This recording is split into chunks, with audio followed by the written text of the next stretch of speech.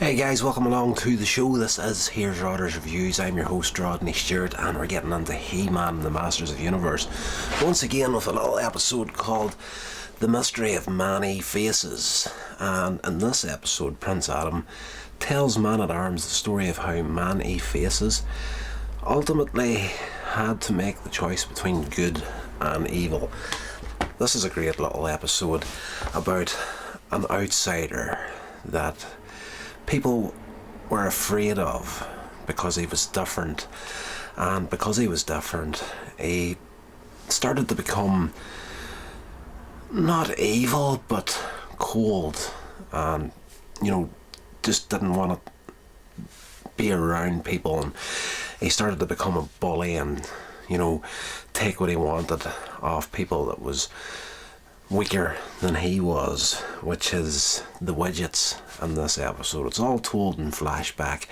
At the beginning of the episode, there's a big party happening at the palace, and this character, Many Faces, is the most famous actor on Eternia, and he's essentially this guy that can change his face. He's got like a helmet, and his face spins inside it, and it can look like anybody he chooses, and he's gentle, he's friendly, and wouldn't hurt a fly. But Prince Adam tells Man-at-Arms, after introducing Man-at-Arms to him, about his backstory, who he was, where he came from. He wasn't always this gentle character. So it's all flashback, and we go back to the Widget people. They're a bunch of small leprechaun type characters that live in this forest, and they've been tormented by this beast. The beast turns out to be Many Faces, and he breaks into the Widget castle, takes over, and is putting them to work, looking after him, bringing them food and whatnot. They're all terrified of him. They've got this little gun that they can fire off that can warn He-Man.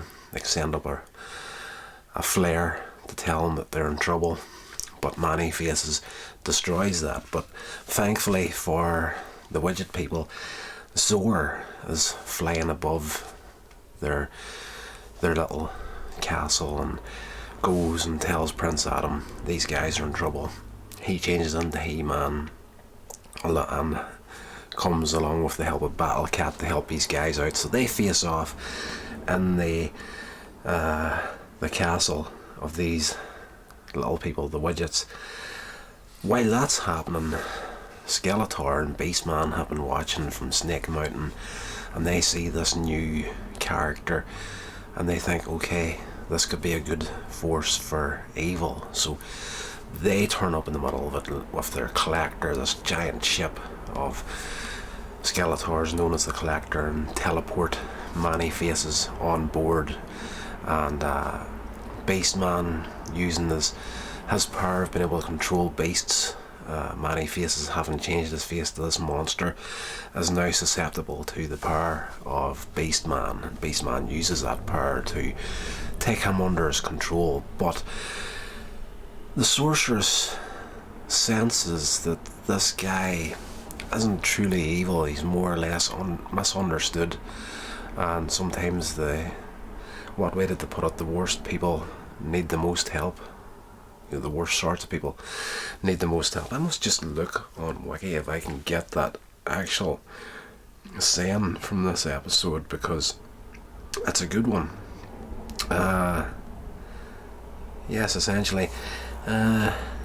Yes. Many Faces.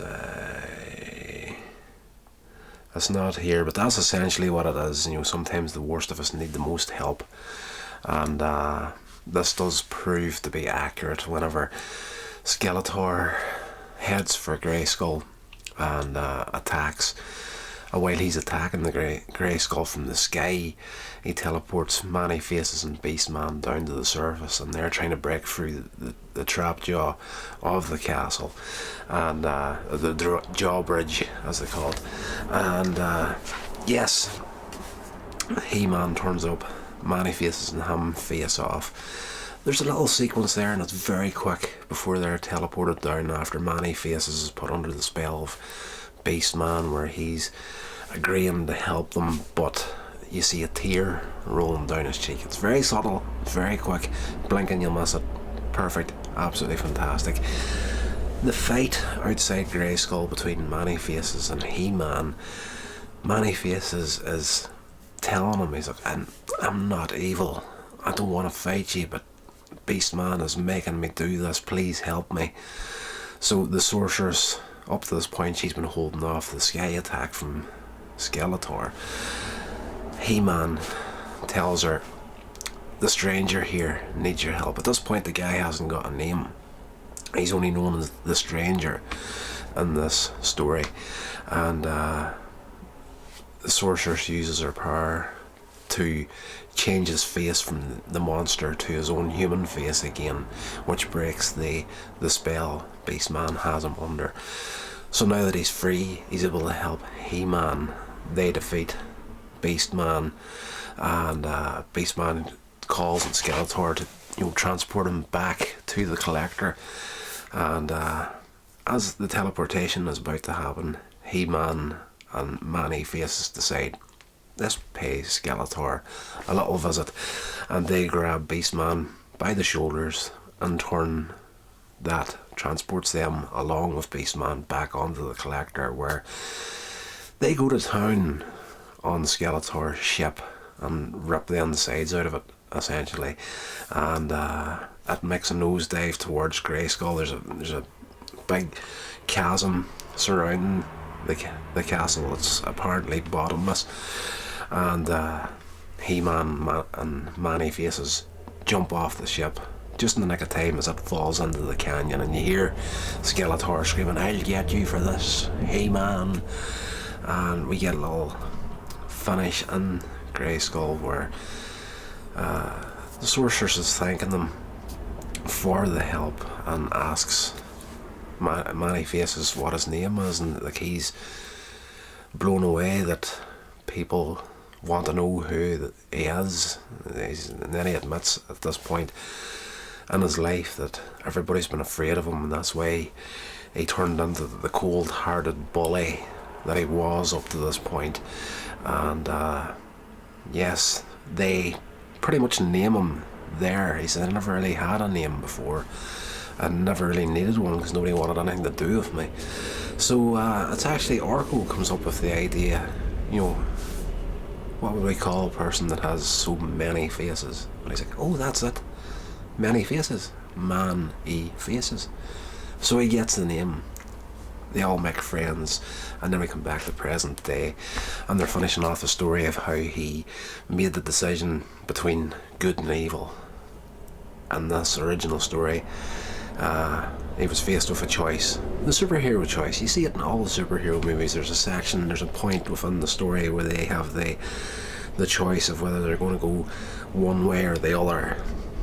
And we get that with this character, and in present day, of course, they're that intent in listening to this story that they realise that they might have missed his acting performance at the palace, and they all run to the stadium just in time to see Man-E-Faces on stage with the crowds screaming and roaring and applauding and throwing roses at him and everything, and he's lifts a rose and he throws it down to one of the little widget women that you've seen in the flashback at the beginning of the episode. Now, there's a lot of people in that ending sequence, and just to look through this here, because I went back to check this here, but I actually missed it at the beginning because I was more focused on Man-E-Faces and what was going on, but the crowds that are there in the background, we actually have Ram Man in there,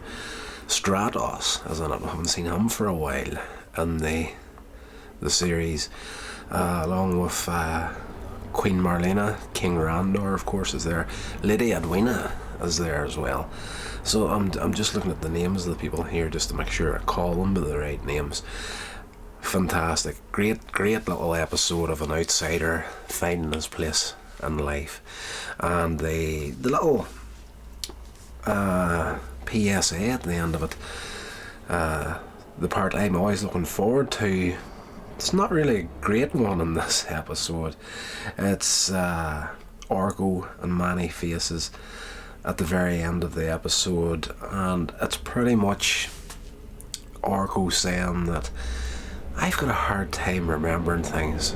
Man-E-Faces, as an actor, could you tell me how you remember your lines all the time? And Man-E-Faces is like, well, as an actor, you rehearse it. You say it over and over again, you repeat it over and over, and the more you repeat it, the more you're going to remember it. So it's just a matter of constantly rehearsing your lines, and eventually you'll remember it. And Orko's like, goodbye, goodbye, goodbye, and Man-E-Faces is like, what are you doing? I'm trying to remember how to say goodbye. And it's like, goodbye, and the episode finishes. Not a big strong PSA at the end of it, really. Bit of a letdown for a change, but the episode itself was absolutely fantastic. I love those sorts of stories where the outsider, finding his place in life. They do it very well in this episode. So no major letdowns in He-Man and the Masters of the Universe. Every episode has got something in there for you, and a lot of stuff that'll teach you a lot of good morals. Once again, something I feel that's very much lacking in modern day TV and movies. And if I'm not a father, but if I was, my kids would be on a regular diet of He-Man and the Masters of the Universe. Definitely, it's